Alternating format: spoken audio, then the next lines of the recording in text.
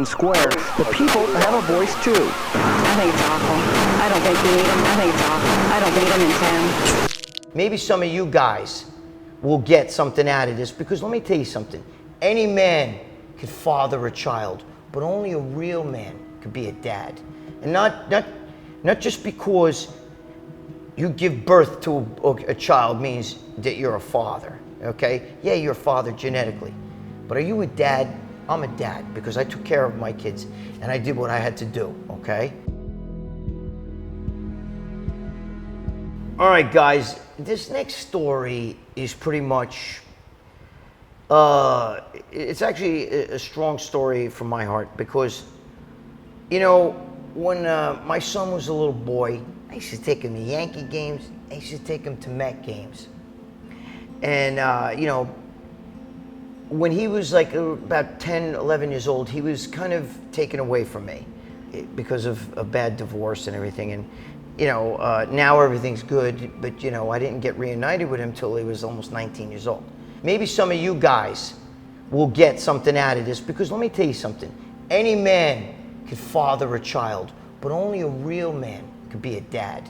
And not just because you give birth to a child means that you're a father, okay? Yeah, you're a father genetically.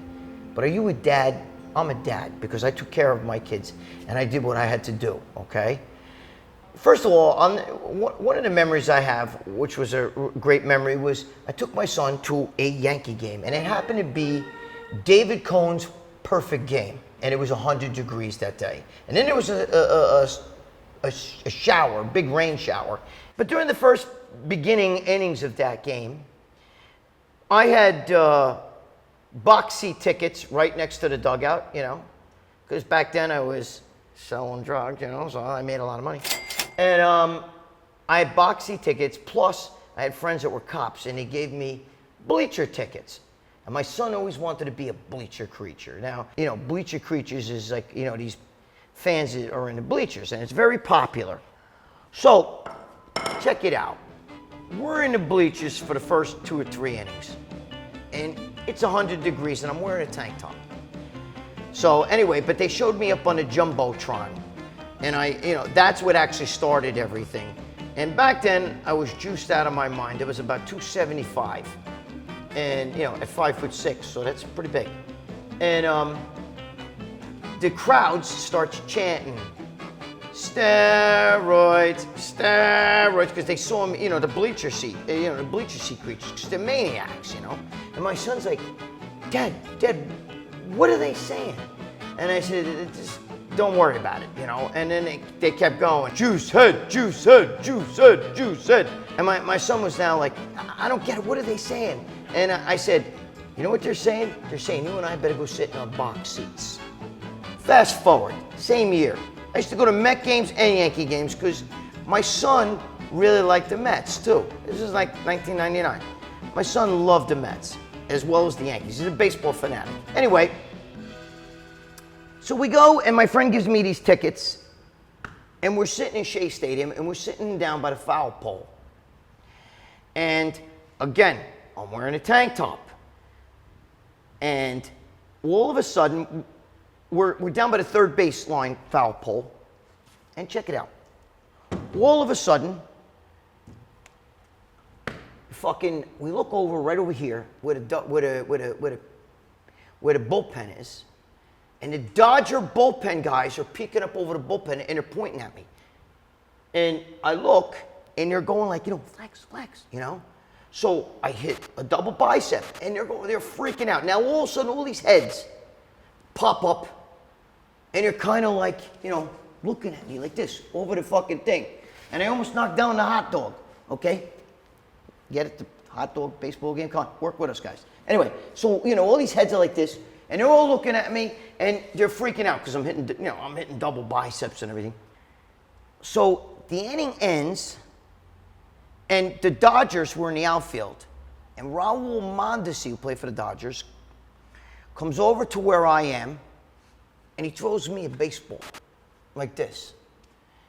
And I'm about to grab the ball, and some lady jumps and does like a fucking Derek Jeter and fucking jumps in front of me and catches the ball. Boom. Now, he was throwing me the ball, all right? So now my son is like, Dad, that's my ball. That Raul Mondesi was throwing it to you. That's my ball. I want that ball. So I go over to the lady. I go, hey, lady, listen, not for nothing, but that guy was throwing it to, my son. Raul Mondesi was throwing it to my son. That's his ball. You jumped in front of me. And she's like, it doesn't matter. I caught it. And I said, come on, lady. You know what I mean? It's a kid. What are you going to do with the ball? And she goes to me, how much is it worth to you? I said, I'll give you $25 for it. Like, $25, my ass. I said, $50. $75. $100. I paid $150 for that ball.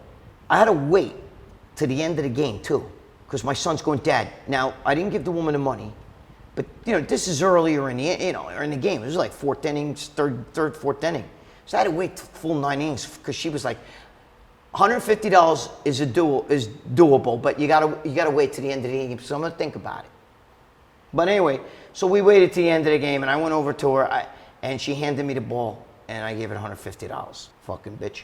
Ironically, we go to Yankee Stadium. I just have to tell you, I gotta throw this in before I get to one more story.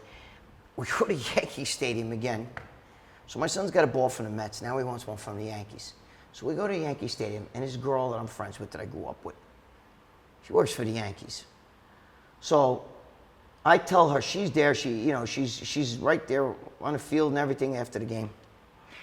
And she said to me, I'm going to get a ball, and I'm going to get it signed for you. Watch who I get to sign it. So she goes in, she gets a ball, and it's signed. She comes back. It's Derek Jeter, Mariano Rivera, and Joe Torre signed the ball. I give it to my son. My son's freaking out. Yo, look at this. And he's freaking out. And these are real signatures. She goes right, she went right in the clubhouse and got it. My last really great memory, though, is one I always tell everybody. It's actually when I was locked up in jail. It was one of the things I used to think about all the time. Just before he stopped seeing me and before I got locked up, I had a great memory. And one of it was, when he was we were at this baseball field, okay? And there used to be this kid. Well, I'm not going to say his real name because I don't want to embarrass him, but let's say his name was Joe, and his father's name was Joe. So it was Big Joe, Little Joe, right? And they used to go to this field, and this kid, Joe, was one of these kids the father was trying to groom him, like Mickey Mantle and shit, to be a pro baseball player one day. He would throw baseballs to the kid every day, make this kid hit like 100 baseballs. So this kid was really good baseball player. I mean, even in the winter he played in the house and shit. It was crazy. And the father too was obsessed, So anyway, I'm sitting there, and this guy Joe and his son, Big Joe, Little Joe, they come on the field and they say, how about if we play a game? You two against us two. If your father wants to play, he could play. Me and my son, me and Big Joe, Little Joe against you, your friend, and your father. And I said, I'm not playing, guys. I'm shot. You guys play. I'll sit and watch. So there's no problem. I knew Joe anyway. So they played, and of course the father would get up and he'd fucking hit a bomb. His son would get up, he'd hit a bomb. And now, they're like totally wreaking havoc. You know what I mean? And they're throwing, the father was pitching, and he was throwing fastballs to my son and my son's friend Chris, who were 9 years old, and the guy's over there fucking throwing like 90-mile-an-hour fastballs. And I'm like, dude, are you fucking kidding me? They're kids. My son can hit him. Your son, what about your son? Like that kind of shit. So finally, my son's getting really bent out of shape, and he goes to me, Dad, please, I beg you, please, just get up once, please. We need you, please. Because they were losing, 30-0, you know what I'm saying? So I said, all right, I'll get up once. And I'm gonna tell you something. He had, I swear to God, it was a little league bat. It was half the size of his bat. It was a tiny bat. And this fucking guy, Joe, thought who the fuck he was. He stood there, pushed his chin in his mouth, and a little tongue in cheek. He thought, okay, look at this fucking guy, this juice head bodybuilder fucking guy. He's gonna get up. I'm gonna strike this motherfucker out. I get up, the first pitch he throws, I not only put it out, I put it into the tennis courts, which are right next door to the baseball field. I hit a bomb, and And I'm gonna tell you something. My son was like, yeah. And Big Joe turned to Little Joe, and he used to have a saying, it's like a Ty Cobb saying, a home run is a mistake, because in baseball, you're really not supposed, the sport wasn't designed to hit home runs. You're supposed to hit line drives, and I know it's ludicrous, but Ty Cobb used to have that thought process too. Ty Cobb didn't hit home runs, you know? So anyway, but regardless, it didn't matter, because I was my son's hero. And when he stopped seeing me, that was the most important memory, I swear to God, I had. I remember sitting in jail thinking, I used to relive that pitch. It was one pitch, he threw one pitch. I wish I could be dramatic and tell you I had 2 strikes on me. No, he threw one fucking pitch. And all I had was one swing in me, believe me. And I was like Kirk Gibson when he hit that fucking home run, when he couldn't even walk. I hit that fucking thing, it was a bomb. But that was the one memory.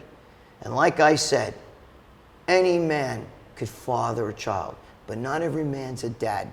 There's a lot of single moms out there that are mom and dad too. That's my message to you all. I hope maybe some of this will help a few of you. If you got kids, man, spend time with them. If you're a kid and you remember something about your father, or maybe your father had a bad time, I don't know, but that was that was one of the greatest moments of my life, something so simple like that. It was one of the greatest moments of my life. It helped me even when I was sitting in a fucking hellhole like jail.